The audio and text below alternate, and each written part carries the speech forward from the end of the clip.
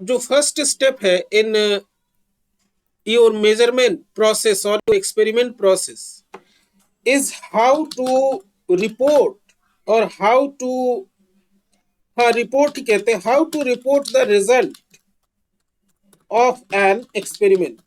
तुम एक एक्सपेरिमेंट के रिजल्ट को कैसे रिपोर्ट करोगे, कैसे लिखोगे उस रिजल्ट, ठीक है।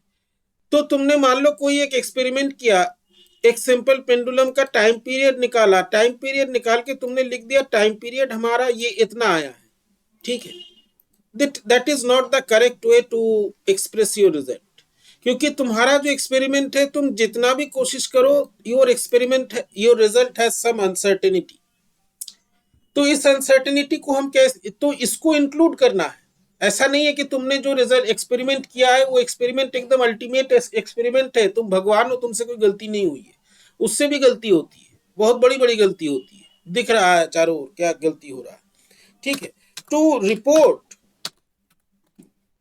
एन एक्सपेरिमेंट या द रिजल्ट लैंग्वेज में कोई प्रॉब्लम हो तो बताना, the result of an experiment और मेजरमेंट इज, तो ये जो तुम्हारा, क्योंकि तुम अब लैब में एक्सपेरिमेंट कर रहे हो, इसका एक प्रोसीड्योर है, एक साइंटिफिक तरीके से तुमको चलना है। तो ये जो रिपोर्ट तुम करते हो, जो रिजल्ट लिखते हो अपने एक एक्सपेरिमेंट का, is reported along with the error or uncertainty। ये एरर या अनसर्टेनिटी या लैक ऑफ डिटर्मिनेंसी जो भी है, इसके साथ तुमको अपना रिजल्ट लिखना होगा, ठीक है। अब जो ये जो अनसर्टेनिटी तुम रिपोर्ट करते हो, इसमें दोनों चीजें होती है, रैंडम भी होता है और वो जो है तुम्हारा सिस्टमेटिक भी होता है। कैसे कैसे दोनों को डील करते हैं वो हम लोग अभी देखेंगे, ठीक है। तो जो तरीका है लिखने का, वो लिखने का तरीका क्या है कि हम अपना जो वैल्यू है, जो हमने पाया एक्सपेरिमेंट से, हम उस वैल्यू को लिखते हैं और प्लस माइनस जो अनसर्टेनिटी आ रही है या जो एरर आ रहा है उसको लिखते हैं। तो हमारा जो तरीका होता है लिखने का वो ये होता है। इसमें जो मेजर्ड वैल्यू है, माइक बंद करो भाई, किसका माइक है, जब कुछ बोलना हो सर तब क्लास माइक।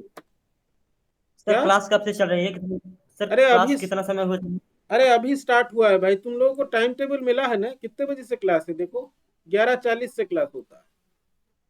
हमने जो 11 सर हमारा क्या? सर हमारा भी अटेंडेंस मतलब सर कर लेना। अरे भाई अटेंडेंस जब हमको लेना होगा हम बता देंगे, अभी पढ़ाने तो दो। ठीक ठीक ठीक। The measured value,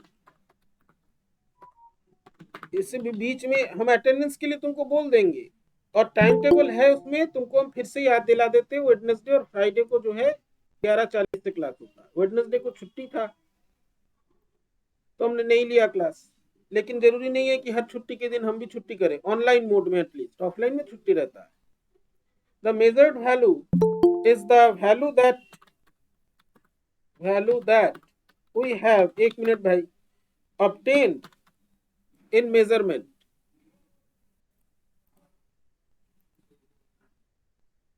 obtained by measurement। ये वो वैल्यू होता है जो हमको मेजरमेंट करने से, मेजरमेंट में हमको मिलता है। तुमने टाइम पीरियड मेजर किया, तुमको एक वैल्यू मिला, मान लो तुमको 1 मिनट वैल्यू मिला, ये हो गया तुम्हारा मेजर्ड वैल्यू, ठीक है।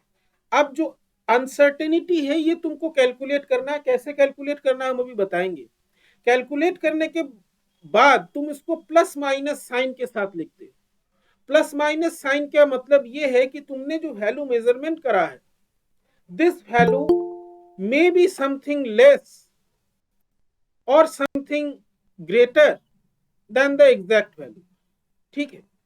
the error or uncertainty is written with a plus minus sign। Plus minus जब एक साथ होता है, समझते हो मतलब, हेलो, जब प्लस माइनस मैथ्स में पढ़ा है कि नहीं? हाँ सर, कुछ बढ़ भी सकता है, कुछ घट भी सकता है। कुछ बढ़ भी सकता है, कुछ घट भी सकता है। माने हमने जो मेजरमेंट से वैल्यू पाया है, वो वैल्यू उसमें ये एरर ऐड भी हो सकता है, माइनस भी हो सकता है। माने जो रिपोर्ट हमने किया है, जो हमने पाया है, ये एग्जैक्ट वैल्यू उससे थोड़ा ज्यादा या कम भी हो सकता है। इसका मतलब ये है कि हमारा जो रिजल्ट है एक्सपेरिमेंट का, जो नंबर हमें मिला है, कोई भी चीज तुम मेजर करते हो तुमको एक नंबर मिलता है। तुम लेंथ मेजर करते हो एक नंबर मिलता है, तुम वॉल्यूम मेजर करते हो नंबर मिलता है, वेट मेजर करते हो नंबर मिलता है, डेंसिटी नंबर है। मतलब ये जो नंबर है, ये नंबर एक शार्प नंबर, एक फिक्स्ड नंबर ना हो करके ये जो है थोड़ा सा फैला स्प्रेड है, फैला हुआ है, plus minus sign, which means that the value obtained is not a fixed value, but it may be somewhat माने थोड़ा सा, या कुछ कुछ जिसको बोलते हैं, somewhat larger or smaller than the value measured। ठीक है, ये जो वैल्यू तुमने पाया है इससे थोड़ा ज्यादा या कम हो सकता है, यही मतलब होता है एरर का या अनसर्टेनिटी। समझ में आया? Hello hello. यस हाँ सर, सर, यस। समझ में आया, समझ में आया। मैंने ये जो हम कहना चाह रहे हैं इसको अगर हम डायग्रामेटिकली रिप्रेजेंट करें, wait let me draw the diagram. तो ये डायग्राम जो है ये हम तो ये माउथ से बना रहे हैं, बहुत ही भद्दा बनेगा हमें पता है, तो तुम लोग समझ लेना उसको। जैसे मान लो ये तुम्हारा एक हॉरिजॉन्टल लाइन है, हॉरिजॉन्टल ये किसी भी एंगल से नहीं दिख रहा है, लेकिन मान लो, मानते हैं हम लोग, मैथ्स में फिजिक्स में बहुत कुछ मान लेते हैं, क्योंकि माउस से जो है ये बना, जैसे मान लो ये जो है, ये पॉइंट हम जो बात करें, जो ये लाल से हम ये कर रहे हैं यहाँ पर जो कुछ भी, एक सेकंड रुको, हमारे पास आई शुड हैव वो क्या कहते हैं, शेप्स।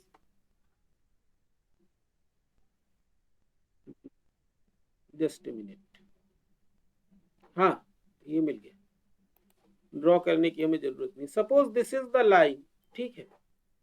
अब जो है तुम इसमें ये जो मार्क है ये बहुत बड़ा हो गया, इसको हम कर देते एकदम छोटा सा,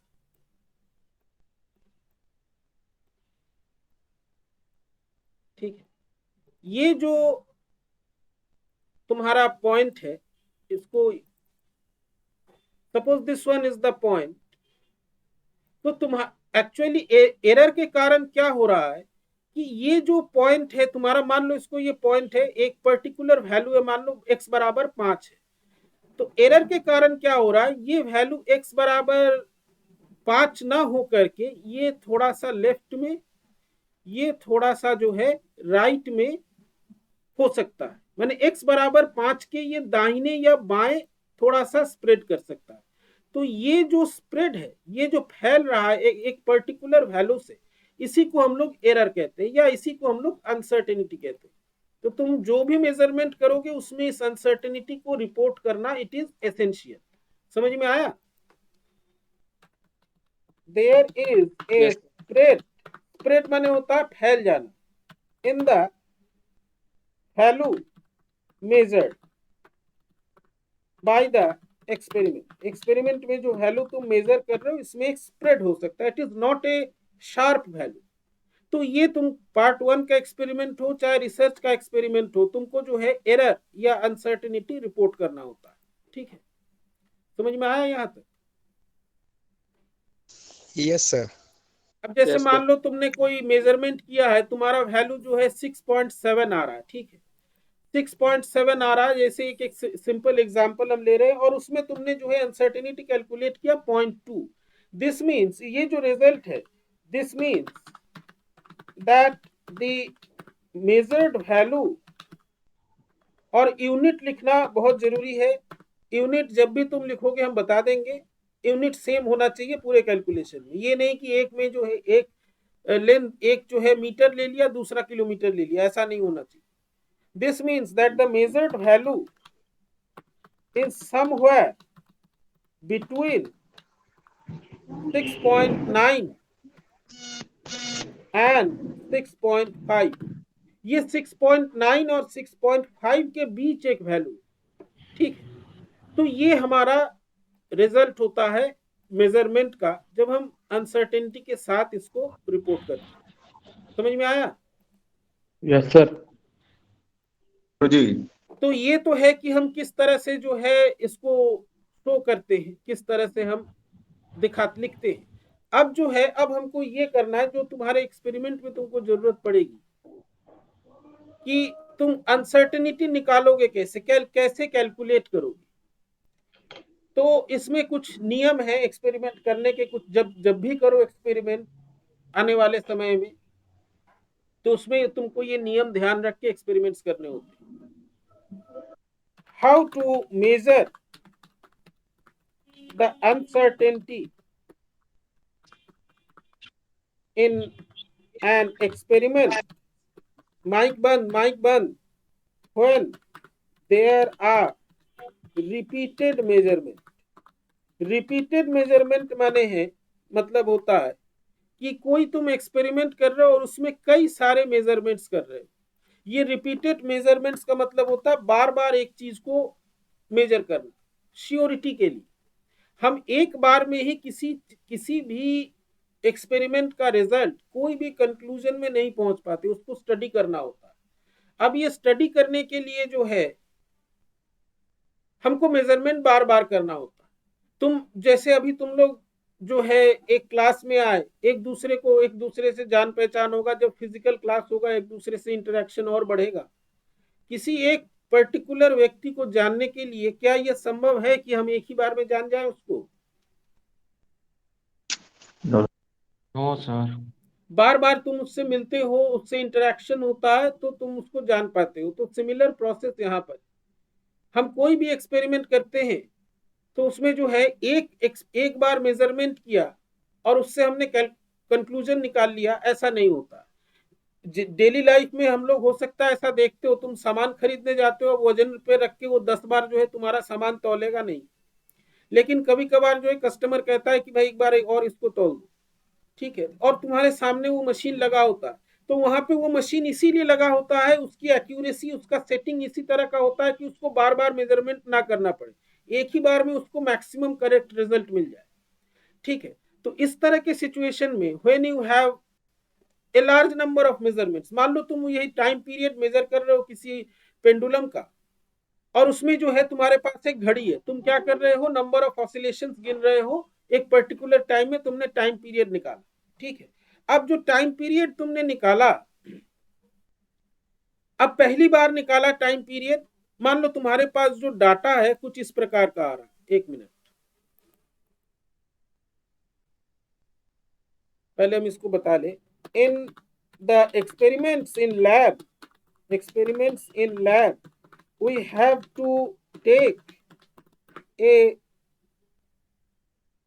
we have to take more than one measurements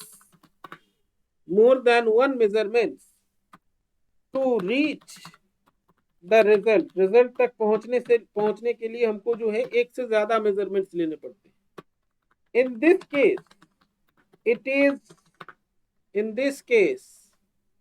it is natural, ये जो है संभव है कि हर बार तुम्हारा रिजल्ट जो है वेरी करे। इट इज नेचुरल, यहाँ पे कुछ चीजें ध्यान से समझ लेना। Natural that the result of each measurement very from one another. हम एग्जांपल दे रहे हैं, ठीक है। तुमने एक बार रिजल्ट लिया, एक बार मेजरमेंट किया, कुछ वैल्यू आया, उसके बाद लिया, हो सकता है फिर वही वैल्यू आया, लेकिन तीसरे बार में थोड़ा सा चेंज हो सकता है। These are due to random errors, these are due to random factors.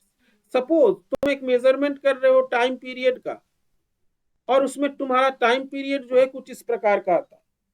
If we are measuring the time period of a simple pendulum and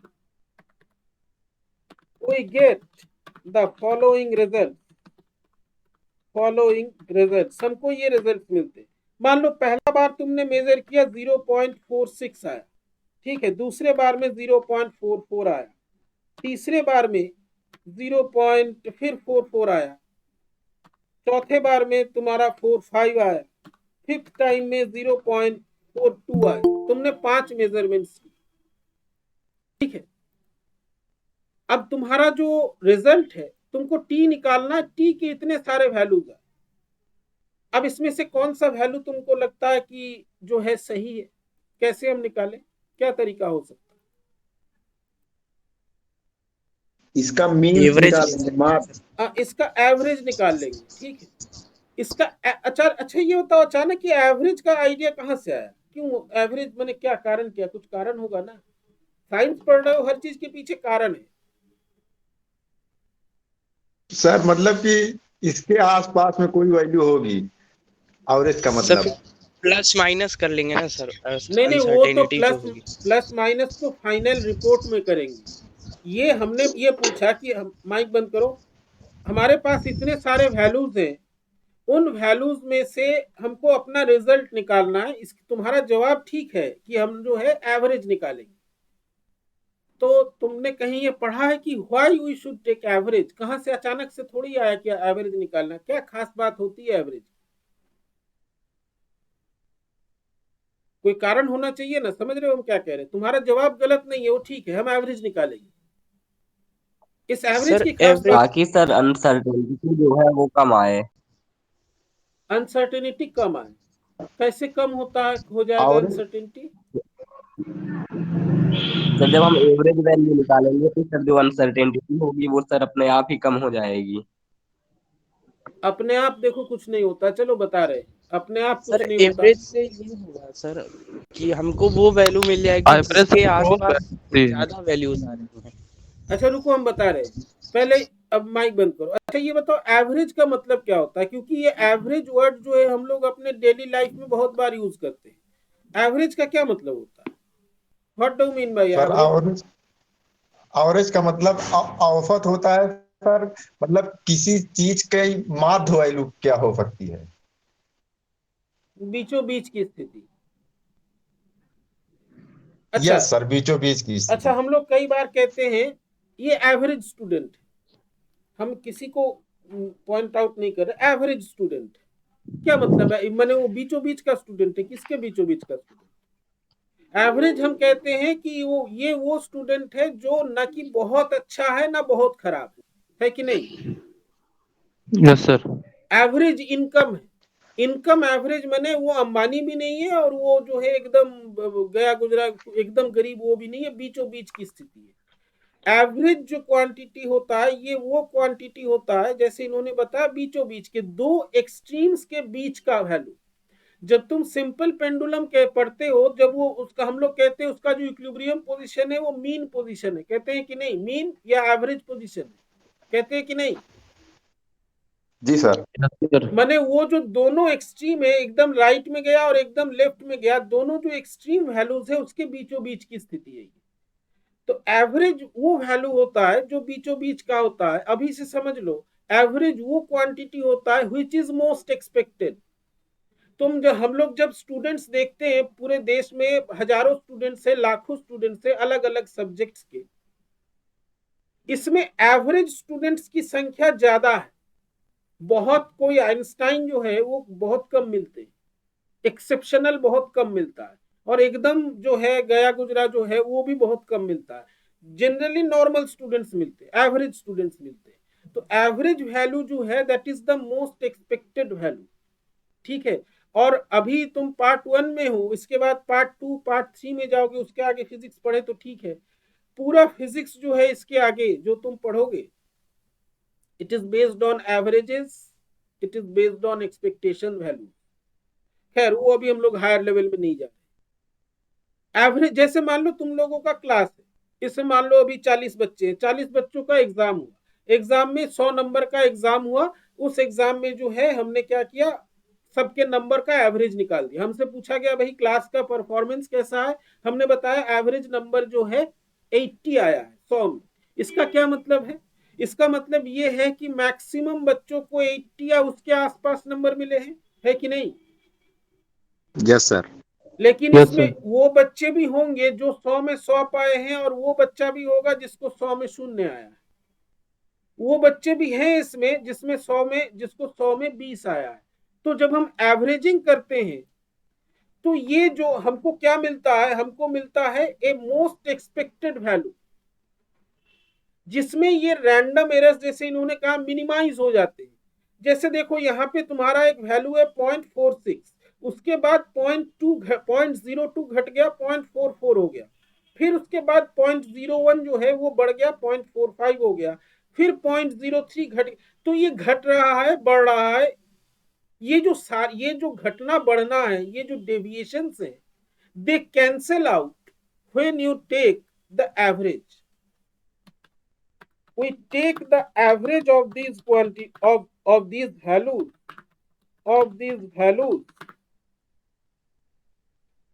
so that the randomness मतलब होता है ये घटना बढ़ना। पहला वैल्यू 0.6 है, 4.46 है, 0.44 हो गया, उसके बाद फिर 0.44 आया, उसके बाद 0.01 बढ़ गया, 0.03 फिर घट गया, हो सकता है इसके बाद करे तो फिर 0.04 बढ़ जाए।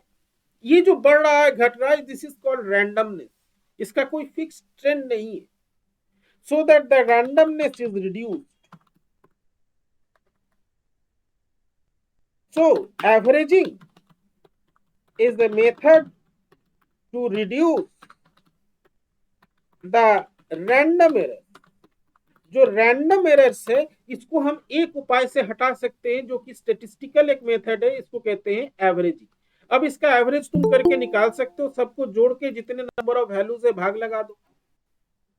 यही करते हैं ना एवरेज में। लो, एवरेज में यही सर। करेंगे ना। हाँ, यस सर। Yes, sir. सबको जोड़ के जो है तुम टोटल जितने भी वैल्यूज है उसमें भाग लगा दोगे। भाग लगाने का क्या मतलब होता है, जो तुमको नेट रिजल्ट आया जोड़ के उसको सब में बांट दिया, यही होता है ना। अगर तुम्हारे मेरे Yes, पास sir. 10 चॉकलेट है, 5 बच्चों में बांटना है, तो एक एक बच्चे को 2 मिलेंगे। Same thing you yes are sir. Doing here, you are dividing the net result among all the quantities that are available। तो ये पहला प्रोसेस है एवरेजिंग का, ये हम लोग करते हैं, मीन निकालते हैं, एवरेज निकालते हैं। जितने भी वैल्यूज हमारे पास है सबको जोड़ के टोटल नंबर ऑफ जो क्वांटिटीज हैं उससे भाग लगा देते हैं। सो दिस इज एवरेजिंग प्रोसेस, और ये रैंडम एरर को कम करता है। ठीक है, ये एक तरीका है। माइक बंद करो, माइक बंद करो। तो ये जो है हमको एक एस्टिमेट देता है, एक अंदाजा देता है। ठीक, दिस इज वन मेथड। दूसरे और भी मेथड्स है, उसको हम बाद में डिस्कस करेंगे, अभी तुम्हारे काम की चीज हम बता दें। ये तो रैंडम एरर्स की बात होगी।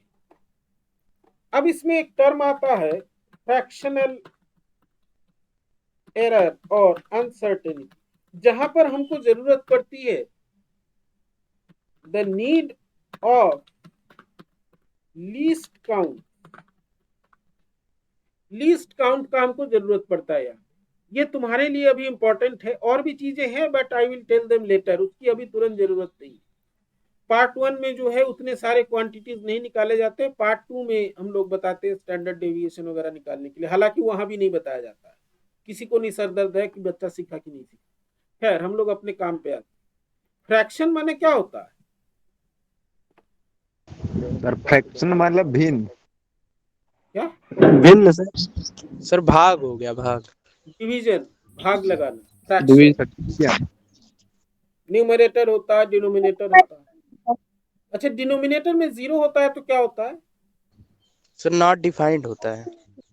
Not defined.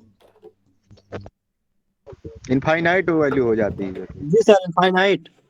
इनफाइनाइट लिखते हैं, एक्चुअली वो नॉट डिफाइंड होता है। यस तुम सर। अपने कैलकुलेटर Yes, में sir. किसी चीज को 0 से भाग लगाना, वो जो है एरर बताएगा, वो इनफाइनाइट नहीं बताएगा, वो एरर बताएगा। है तो एक तो तरीका ये है कि हमारे जो रीडिंग्स हैं, हमने अलग अलग रीडिंग लिए, 10, 5, 20 रीडिंग लिए, एवरेज निकाल दिया।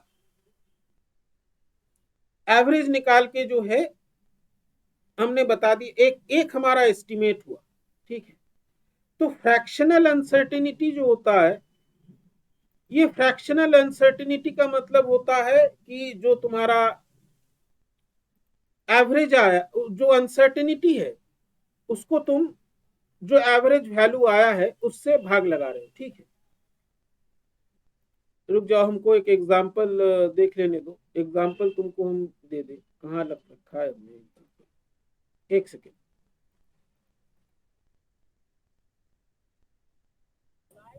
हाँ, फॉर एग्जाम्पल तुम्हारे पास मान लो तुमने एक ये सेट ऑफ मेजरमेंट लिया, ठीक है।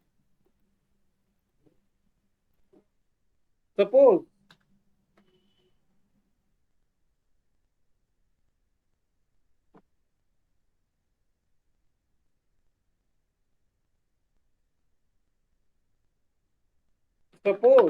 we have taken a set of measurements, हमने किसी चीज का लेंथ मापा है, ठीक है। और हमको जो है मान लो this is the observation set जो तुमको मिला, पहले बार में इतना, दूसरे में 5 सेट तुमने रीडिंग लिया है, ठीक है। ये रीडिंग तुमने लिया है, बहुत अच्छी बात है। अब ये जो रीडिंग तुमने लिया है, देखो 1, 2, 3, 4, 5, पांचों रीडिंग्स जो है थोड़ा थोड़ा डिफर कर रहा है।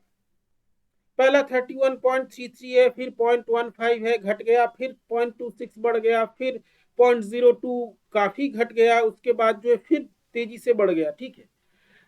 तुम लोगों को एक चीज हम यहाँ पे बता दें, जब भी कभी तुम एक्सपेरिमेंट करोगे, तुम रीडिंग ले रहे हो, रीडिंग लेते लेते तुमने रीडिंग लिया, कैलकुलेशन किया, एरर निकाला, फॉर्मूले में डाल दिया, तुम्हारा रिजल्ट आ रहा है गड़बड़। तो जब तुम रीडिंग लो, उसी समय जो है अपने रीडिंग पर ध्यान दो। ध्यान देने का मतलब ये है कि तुम्हारा पहला रीडिंग और दूसरा रीडिंग में ये डिफरेंस बहुत ज्यादा नहीं होना चाहिए, जैसा कि यहाँ पे तीसरे और चौथे में हो रहा है। पहला रीडिंग 31.26 है, दूसरा रीडिंग 31.02 है। जैसे ही ऐसा रीडिंग आ रहा है, यू शुड बी केयरफुल, तुमको जो है थोड़ा केयरफुल रहना है इसके बाद वाले मेजरमेंट्स। अगर यही ट्रेंड रहा, ये घटता जा रहा है बहुत ज्यादा, बढ़ता जा रहा है बहुत ज्यादा, दिस मीन्स तुम कहीं पे गलती कर रहे हो and you have to retake the reading. तो तुम जो है रीडिंग लेते समय वहीं पर अलर्ट हो सकते हो। इससे होगा क्या, तुम्हारी परेशानी कम होगी कि सब कैलकुलेशन कर लिया, फिर रिजल्ट गड़बड़ आया, टीचर ने लिख दिया रिपीट द एक्सपेरिमेंट। उससे अच्छा है कि जब एक्सपेरिमेंट कर रहे हो, जब भी करोगे उस समय थोड़ा सा केयरफुल रहो कि हमारा रीडिंग जो है बहुत, अब मान लो यहाँ पे कोई इसके बाद रीडिंग आ जाता है 15.1, विच इज एब्सर्ड। ये सब तो है पॉइंट में वेरी कर रहे हैं, फ्रैक्शंस में वेरी कर रहे हैं, ठीक है। कोई रीडिंग आ गया 20, माने वहां पे तुमने कुछ एक ब्लंडर मिस्टेक हो रहा है तुम, and you should be careful about that. तो सपोज इस तरह के तुम्हारे पास कुछ जो है रीडिंग है, ठीक है। और यहाँ पे हम देख रहे हैं जो हमारा वेरिएशन हो रहा है ये डेसिमल के बाद यानी कि फ्रैक्शंस में हो रहा है। तो तुमको अगर एवरेज निकालना होगा, तुम एवरेज कैसे निकालोगे, सबको जोड़ दोगे, 5 से भाग लगाओगे, जो रिजल्ट आएगा that is the average value. The average value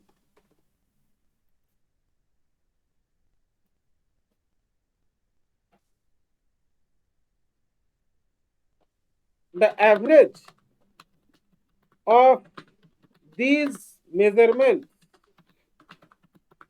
is, इसका हमने एवरेज निकाला, ये तुम भी निकाल सकते हो, इसमें कठिन कुछ नहीं है, यू कैन डू दिस। ये जो है तुमने निकाला एवरेज, ठीक है। एवरेज निकाला तो तुम्हारा कंक्लूजन क्या हुआ कि 31.19 is the best estimate of your measurement, है कि नहीं? Hello, yes sir. जी सर। ये जो है तुम्हारा बेस्ट एस्टिमेट है कि भाई हमारा जो वैल्यू है वो 31.19 हो रहा है, ठीक है, बहुत अच्छी बात है। इसमें हम लोग कुछ और भी कैलकुलेशंस करते हैं, अभी हम उसमें नहीं आ रहे हैं। तो ये जो है तुम्हारा रिजल्ट, माने ये रिजल्ट, ये तुम्हारा, इसको बोलते हैं बेस्ट एस्टिमेट। बेस्ट एस्टिमेट का मतलब है कि तुम्हारे मेजरमेंट के अनुसार जो सबसे बेस्ट रिजल्ट, तुम बेस्ट अंदाजा तुम रिजल्ट का लगा सकते हो, that is 31.19। This is the best estimate. ये जो है बेस्ट एस्टिमेट, एस्टिमेट मतलब होता है अंदाजा लगाना। हम कह रहे हैं कि हमारे मेजरमेंट के हिसाब से 31.19 इज द बेस्ट वैल्यू, माने जो रिजल्ट हम ला सकते हैं। अभी इसमें एरर की बात नहीं हुई, ठीक है। अब अगर यहाँ पे ये देखा जाए कि एरर, माने एरर मतलब अनसर्टेनिटी, तो यहाँ पे तुमको खुद दिख रहा है कि तुम्हारा रिजल्ट जो है बेस्ट एस्टिमेट 31.19 है, और इसमें से एक भी वैल्यू 31.19 नहीं है, नहीं है ना? नहीं है सर। नहीं है सर, नहीं है। All the results are differing from 31.19। अब 31.19 से सब डिफर कर रहे हैं, जो सबसे कम डिफर कर रहा है that result is closest to the actual result. इसमें अगर हम देखें 31.19 से, अब देखो तुमको 31.19 बेस्ट रिजल्ट मिला, तुम इसको जी जो सर, है 31.20 सब सही होगा ना? तो इसमें, हाँ रुक जाओ बता रहे हैं, तो इसमें देखो 31.20 इट इज क्लोजेस्ट टू 31.19। बाकी सब का जो वेरिएशन है 31.19 से, कोई प्लस डायरेक्शन में जा रहा है, कोई माइनस डायरेक्शन में जा रहा है, ठीक है। तो ये जो है, तो इससे हमको क्या पता चलता है कि 31.20 जो है ये हमारा सबसे क्लोज मेजरमेंट है, और ये जो क्लोज मेजर, और ये जो मेजरमेंट है, ये जो वैल्यू हम ला रहे हैं, ये एक्चुअल वैल्यू के सबसे नजदीक है, ठीक है। तो जब हम फ्रैक्शनल अनसर्टेनिटी निकालते हैं, तो हम जो अनसर्टेनिटी हमको मिलती है जब हम फ्रैक्शंस लेते हैं, तब उसको हम परसेंटेज में शो करते हैं, ठीक है। परसेंटेज का क्या मतलब होता है? परसेंटेज तो पढ़े होगे, स्कूल लेवल से पढ़ाया जाता है परसेंटेज। परसेंटेज का मतलब समझते हो? हाँ सर, भाग, मतलब वो भी एक तरह से भाग हुआ। हाँ हुआ तो, लेकिन ये परसेंटेज क्या है? मैंने परसेंटेज किसी मैंने चीज का 100वां भाग में जो भाग होता है सर, वही परसेंटेज बताता है सर। उसी को परसेंटेज बोलते हैं। जी सर, कि 100, वो 100वां भाग में कितना है। हाँ 100 भाग में कितना है। ये 100 की जरूरत क्यों पड़ती है? हैं? सर ऐसा एज्यूम कर लेते हैं कि 100 नहीं, मतलब हो गया एज्यूम पूरा। करने का भी कोई एक कारण होगा ना। इसी के रिस्पेक्ट में सर परसेंटेज निकालते हैं ना। 100 जो है एक तुम्हारा स्टैंडर्ड है, हम देखते हैं उस स्टैंडर्ड के रेस्पेक्ट में ये कितना है, ठीक है। मान लो ये तुम दो लोग हो, तुमने एक एग्जाम दिया, ठीक है, तुमने एक एग्जाम दिया, एक ने एग्जाम दिया 50 नंबर का और उसको आए 48 नंबर, एक ने एग्जाम दिया 100 नंबर का और उसको आया 62 नंबर या 60 नंबर आया। दोनों अपने घर जाके बोला कि हमको जो है 60 नंबर मिला है, इसने बोला हमको जाके 48 नंबर मिला है। घर वालों को क्या पता कि जो है क्या कह रहा है, कितना में मिला है, क्या है, नहीं मालूम ना। एक को मिला है 100 में, एक को मिला है 50 में। तो सर एक ने, परसेंटेज बता तब जो दिया है जाएगा। परसेंटेज अगर कैलकुलेट किया जाए तो एक को मिला है 96%, एक को मिला है 60%। वहीं पे जो है मैटर क्लियर हो गया कि कौन क्या करके आया है। ऐसे ही जाके कोई बोल दे हमको 48 नंबर मिले हैं, अब घर वालों को क्या पता कि किसमें कितना में 48 मिला है। रेयरली, बहुत कम लोग पूछते, वो बोल दिया हाँ 48 नंबर मिला, बहुत अच्छा मिला। लेकिन जब परसेंटेज आ जाता है तो वी नो कि क्या स्थिति है। तो ये एक तरह का प्रोसेस है। तो इसमें जो है एक क्वांटिटी जो हम लोग डिफाइन करते हैं, that is called standard deviation. Deviation मतलब होता है कितना हट रहा है वैल्यू। तो यहाँ पे जो हमारा वैल्यू, इसको निकालने का तरीका क्या होता है? स्टैंडर्ड डेविएशन निकालते हैं हम, जो हमारा एरर आ रहा है उस एरर को हम लोग रूट अंडर n से भाग लगाते, ठीक है। तो यहाँ पे जो हमारा, हाँ एक मिनट, तो इसको जो है हम रूट अंडर n से भाग लगाते हैं। स्टैंडर्ड डेविएशन कैलकुलेट करने का तरीका होता है कि जैसे हमने ये रिजल्ट यहाँ पे दिया, अभी जैसे तुमको हमने बताया, तुम्हारा एवरेज आया 31.19। तुम 31.19 से हम लोग देख रहे हैं कि हर एक वैल्यू कितना डिफर कर रहा है। तो पहला वैल्यू राइट डायरेक्शन में 0.14 ज्यादा है, दूसरा वैल्यू 0.04 कम है, तीसरा 0.07 ज्यादा है, तीसरा 0.17 कम है। तो देखो प्लस माइनस क्या हो रहा है, अल्टरनेट आ रहा है कि नहीं, रैंडम तरीके से। Yes sir. अब जी अगर इन सर। टोटल को तुम जोड़ोगे, ठीक है, टोटल को यदि हम जोड़े और जो हमारा स्टैंडर्ड डेविएशन होता है, this standard deviation is defined as standard deviation is, ये जो है एक एक वैल्यू का जो डिफरेंस है उसको स्क्वायर करके हम ऐड करते हैं और रूट ओवर लेते हैं। ये रूट ओवर क्यों लेते हैं, ये इसका भी एक कारण है, उसकी जरूरत अभी जानने की नहीं है, वो बताएंगे बाद में, वो अभी तुरंत रिक्वायर्ड नहीं है। तो इस तरह से हम लोग स्टैंडर्ड डेविएशन हम निकालते हैं कि हमारा जो वैल्यू है मेजरमेंट का वो एक्चुअल वैल्यू से कितना डिफरेंट है, कितना अलग है। तो इससे हमको अंदाजा मिलता है कि हमारा एक एक मेजरमेंट सही डायरेक्शन में गया है कि नहीं। ठीक है, समझ में आया? Hello? Yes sir. Standard deviation yes sir. हाँ, क्या स्टैंडर्ड डिविएशन एक बार फिर से बता दीजिए। स्टैंडर्ड डेविएशन हम बता रहे हैं, रुक जाओ लिखने दो। स्टैंडर्ड डेविएशन, माइक बंद करो।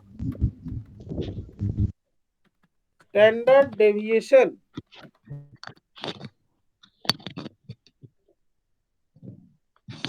shows how much and in what direction each measurement varies from the average value। Average value जो है, जो कि सबसे एक्सपेक्टेड या बीचों बीच का वैल्यू है, उस वैल्यू में से जो तुम्हारा जो एक एक पर्टिकुलर मेजरमेंट है वो कितना और किस डायरेक्शन में अलग है एवरेज वैल्यू। जैसे यहाँ पे तुम्हारा पहला जो वैल्यू है जो तुमको मिला 31.33, ये एवरेज वैल्यू से 0.14 ज्यादा है। दूसरा वाला 0.04 कम है, माने उसके लेफ्ट साइड में। तीसरा 0.7 ज्यादा है, 0.17 पांचवा, चौथा जो है वो नेगेटिव में है। तो ये स्टैंडर्ड डेविएशन बताता है, माइक बंद करो भाई, कि तुम्हारा एक एक मेजरमेंट एवरेज वैल्यू से किस डायरेक्शन में और कितना अमाउंट से डेविएट हो रहा है। समझ में आया? हेलो? Yes sir. समझ में आया? जी sir. So this is average deviation. ठीक है, अब जो है, अब हम लोग बात करते हैं कि ये तो तरीके हुए, ये तो कैलकुलेशन करने का तरीका हुआ। हालांकि तुम्हारे सिलेबस में एवरेज डेविएशन बहुत कम एक्सपेरिमेंट से कभी कैलकुलेट करने के लिए कहा जाए। सर ये अपान में 5-1 क्यों है सर? अपान में 5-1 क्यों है सर? 5 क्यों नहीं हुआ? हाँ, ये इन्होंने एक प्रश्न किया है, ये बताना हम भूल गए, थैंक यू। 5-1 क्यों? अब ये जो तुम्हारा स्टैंडर्ड डेविएशन का जो फॉर्मूला होता है, फॉर्मूला यहाँ पे लिख रहे हैं, दे रहे हैं, लिख तो नहीं रहे हैं, ये फॉर्मूला तुमको किसी भी बुक में मिल जाएगा। अब इन्होंने ये प्रश्न किया, इसमें ये n-1 क्यों है, n क्यों नहीं है? सही बात बता रहे हैं यहां पर ये। और ये जो इन्होंने सवाल किया, इस सवाल का बहुत इंपॉर्टेंस है, समझो क्या है, भूल गए थे बता। n जो है तुम्हारे टोटल नंबर ऑफ ऑब्जर्वेशन है, डेल x1 तुम्हारा ये सब डिफरेंस है जो तुमको दिख रहा है। n जो है तुम्हारा टोटल नंबर ऑफ ऑब्जर्वेशन है। कई सारे बुक्स में ये n-1 लिखते हैं, कई सारे बुक्स में ये n लिखते हैं। n-1 लिखने का कारण ये है यहाँ पे मान लो तुम्हारा टोटल नंबर ऑफ ऑब्जर्वेशन 1 है, एक ही ऑब्जर्वेशन तुमने लिया है, कैपिटल N जो है 1 है, स्टैंडर्ड डेविएशन क्या होगा? इसीलिए हमने तुमसे पूछा था कि 0 से नॉट डिवाइड डिफाइंड हो जाएगा, इनफाइनाइट सर, डिफाइंड नहीं होगा। इनफाइनाइट हो जाएगा या डिफाइन नहीं होगा। मींस तुम्हारा स्टैंडर्ड डेविएशन माने जो एवरेज वैल्यू से तुम्हारे वैल्यूज कितने हटे हुए हैं ये बताता है। That standard deviation is infinite, अभी इनफाइनाइट ही हम कहते हैं if you take one measurement.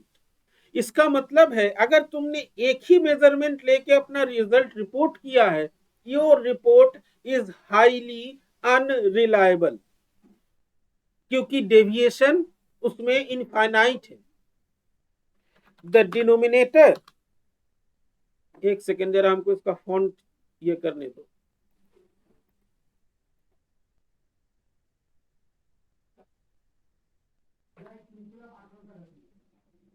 समझ में आया क्या बोले? Yes sir. कई सारे बुक में n भी लिखा रहता है, लेकिन n-1 लिखने का एक कारण है तुमको एक लेसन देना। The denominator has n-1, it may be, किसी किसी बुक में वो n भी होता है, ठीक है। It means if n equal to 1, अगर n इक्वल टू 1 है, तुमने एक ही मेजरमेंट लिया है, we have taken only one measurement, then it means that the standard deviation is infinite and the result is highly unreliable। Unreliable माने समझते हो? अविश्वसनीय। अविश्वसनीय उस पे जो है ट्रस्ट नहीं कर सकते, यानी कि एक बार में ही आप कोई रिजल्ट, कोई कंक्लूजन में नहीं पहुंच सकते। चाहे आप एक्सपेरिमेंट कर रहे हैं या आप किसी व्यक्ति से मिल रहे हैं या किसी परिस्थिति को देख रहे हैं, एक बार देख करके ही आप उसके बारे में कंक्लूजन निकाल ले कि ये तो ऐसा ही होता है, इट इज ए ब्लंडर, नहीं कर सकते। समझ में आया? Yes sir. कई सारे बुक्स में ये n लिखा रहा। और दूसरा कारण ये है कि अगर हम बहुत लार्ज नंबर ऑफ मेजरमेंट्स ले, जैसे कई आगे जाके तुम लोग देखोगे कई सारे एक्सपेरिमेंट्स होते हैं, उसमें लार्ज नंबर ऑफ मेजरमेंट्स होते हैं। वो मेजरमेंट जो है तुम अपने हाथ से नहीं लेते हो, ये मेजरमेंट जो है मशीन लेता है। जैसे एक फोटो मल्टीप्लायर ट्यूब होता है, स्पेक्ट्रोमीटर में कई सारे एक्सपेरिमेंट्स होते हैं, उसमें नंबर ऑफ फोटोन समझते हो? फोटोन सुना है सर? बंडल्स। यस वो फोटोन्स गिन रहा है, तो फोटोन्स तुम नहीं गिन सकते। फोटोन जो है वहां पे इलेक्ट्रॉनिक अरेंजमेंट होता है, वो गिनता है। वहां पे नंबर ऑफ ऑब्जर्वेशंस हजारों में होते हैं, that are counted by computer and machine. तो वहां पे तुम n-1 रखो या n रखो, कोई फर्क नहीं पड़ता। यहाँ पे अगर तुम n बराबर 5 रखते, 5 का रूट ओवर कितना होता? 5 का रूट ओवर कितना होगा? 2 पॉइंट समथिंग पर 2 पॉइंट में आएगा 2 पॉइंट समथिंग होगा। और अगर तुम n बराबर 4 रखते हो, माने 5-1 रखते हो, तो 2 आएगा। तो फर्क यहाँ भी बहुत ज्यादा नहीं पड़ता। लेकिन n-1 यहाँ पे लिखने का कारण एक ये है, जो तुमको एक लेसन देना था, कि you should not conclude anything from a single measurement. वो मैथमेटिकल, देखो दो चीजें होती है, एक मैथमेटिक्स है, एक फिजिक्स है। मैथमेटिक्स में 2.1, 2 पॉइंट समथिंग एंड 2 बहुत ज्यादा डिफरेंस नहीं है। तुम 2 लिखो, रिजल्ट बहुत ज्यादा अलग नहीं आएगा। लेकिन फिजिकली जो सिचुएशन बताता है कि n-1 माने अगर हम एक ही ऑब्जर्वेशन ले, our result is highly uncertain, उस पर हम रिलाई नहीं कर सकते। समझ में आया? Yes sir. Yes sir. जो है यहाँ पे तुम्हारा जो काम का चीज है उसको हम बता दे। प्रोपागेशन माने समझते हो? अब मैंने जैसे अब देखो हम बता रहे हैं, अभी कुछ मत बोलो। प्रोपागेशन मतलब होता है चलना, आगे बढ़ना।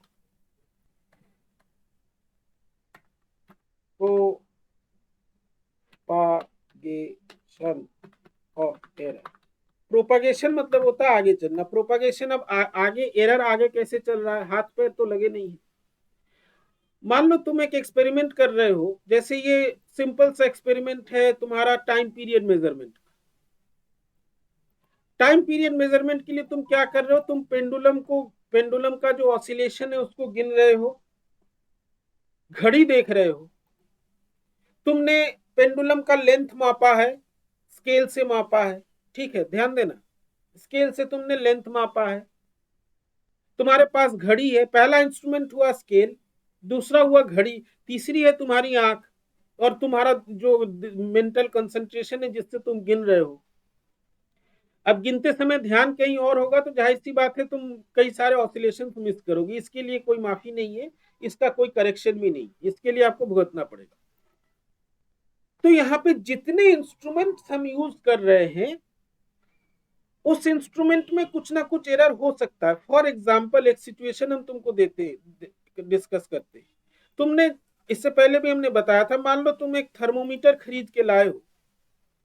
अब वो थर्मोमीटर अगर कुछ ऐसा है कि वो हमेशा 2 डिग्री ज्यादा पड़ता है, तो तुम कुछ भी मेजरमेंट करो, किसी भी चीज का टेम्परेचर मेजरमेंट करो, बर्फ का करो, 0 ना दिखा के 2 दिखाएगा कि नहीं? यस हाँ। Sir, system systematic error. अब हमेशा लैब में ये संभव नहीं है कि हर एक इंस्ट्रूमेंट को उसका सिस्टमेटिक एरर चेक किया जाए। कुछ इंस्ट्रूमेंट्स का तो कर सकते, सबका नहीं कर सकते।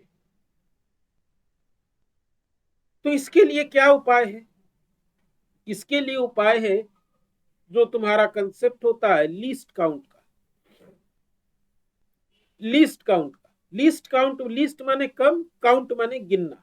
माने तुम्हारा इंस्ट्रूमेंट कितना कम से कम गिन सकता है। तुम्हारे पास यदि कोई स्केल है, वो कम से कम कितना जो है लेंथ पढ़ सकता है, that is called least count.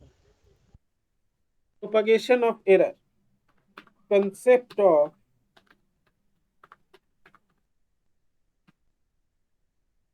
Least count. ठीक है, मान लो यहां पे हम लोग एक एग्जांपल लेके चलते हैं।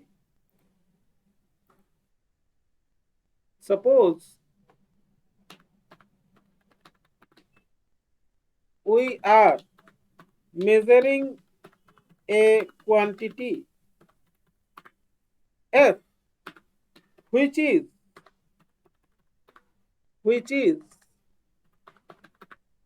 a function of two variables। Function माने जानते हो, उस पर डिपेंड करता है। माने f बराबर एक्स वाई, एक्स और वाई जो है दो वेरिएबल से, उन पर डिपेंड करता है ये फंक्शन f। ठीक, समझ में आया इतना? Yes sir. For example f can be the area of a rectangle or the perimeter of a rectangle। हम अभी एक सिंपल सिचुएशन लेके चल रहे हैं। ये किसी रेक्टेंगल का एरिया या पेरीमीटर हो सकता है। तो इसमें x जो है तुम्हारा लेंथ है, y ब्रेड्थ है, एरिया होगा तो दोनों का प्रोडक्ट होगा, और पेरीमीटर होगा तो 2 टाइम्स दोनों का सम होगा। अब तुमको बोला गया कि तुमको जो है एक रेक्टेंगुलर मेटल का टुकड़ा दे दिया, कागज का टुकड़ा दे दिए, पेज दे दिए, A4 पेज, बोला कि भैया इसका एरिया निकालो। तुम क्या करोगे? स्केल से उसका लेंथ मापोगे, स्केल से उसका ब्रेड्थ मापोगे। अब इन दोनों मेजरमेंट प्रोसेस में देयर आर सर्टेन एरर्स। अब अगर लेंथ में कुछ एरर तुमने किया है, अगर कोई एरर आ गया है, तो वो क्योंकि लेंथ में एरर है, वो एरर किस में होगा? तुम्हारे फाइनल रिजल्ट में आएगा कि नहीं? यस सर, आएगा। अब तुमने एक ही स्केल से मेजरमेंट किया, उस स्केल में अगर कुछ गड़बड़ है या कहीं पे गलती हो रही है, तुमने ब्रेथ मेजरमेंट में भी किया, और your result will be in the final result, your error will be in the final result. इसी को बोलते हैं propagation. Yes sir. We measure the length. हाँ, 1 मिनट जरा तुम लोगों का हम वो ले लें, क्या बोलते हो, अटेंडेंस। अटेंडेंस।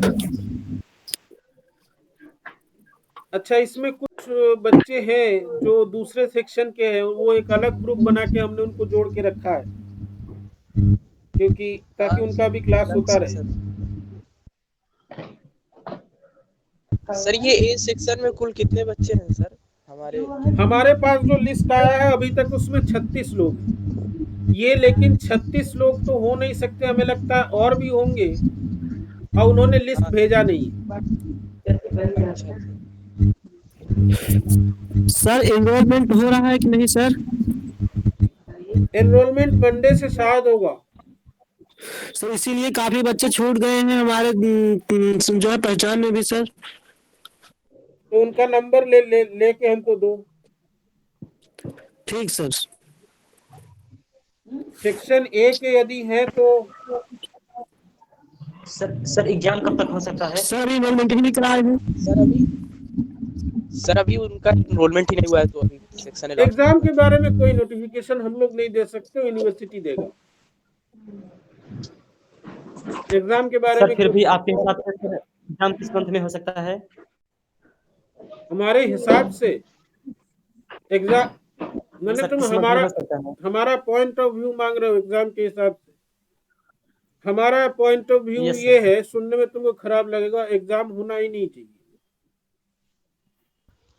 सर हो भी तुम्हारा तो सर सेशन जो है, तुम्हारा सेशन डिलेड चल रहा है, तुम्हारी गाड़ी चल रही है लेट। यस सर, लेट है सेशन, लेट। सर अब तुम्हारी ये 2-3 महीने बाद नया सेशन भी स्टार्ट हो जाएगा अगर सब कुछ सही रहा तो। सर पूरे 6 महीने लेट है सर। तो 6 महीने तुम्हारी गाड़ी चल रही है लेट, ठीक है। अब तुम पढ़ लो, यही बहुत है। एग्जाम होना ही नहीं चाहिए हमारे हिसाब से। हर चीज का एक सीक्वेंस होता है, हर चीज का एक नियम होता है, ठीक है। 6 महीने से लेट से सेशन शुरू हुआ, 2 महीने बाद तो एग्जाम करा नहीं सकते। तो अभी तुम पढ़ो, एग्जाम की चिंता उनको है, वो लोग देखेंगे क्या करना है। हाँ सर कब तक खुल सकती है सर यूनिवर्सिटी? ये हमें नहीं मालूम, ऑफलाइन क्लास? ये हमें नहीं मालूम। ये जब उनकी इच्छा होगी, जब उनको लगेगा कि कोई बवाल नहीं हो, तब वो खोलेंगे। वो हमें नहीं मालूम, हम लोगों को कोई इंफॉर्मेशन नहीं है। We measure the length and breadth with a scale. Any uncertainty या any error, 1 मिनट रुक जाना, अभी अटेंडेंस नहीं लिए हम। In the scale will propagate or move to the result, to the final result. This is called error propagation. Error propagation, इसको error propagation बोलते हैं, ठीक है।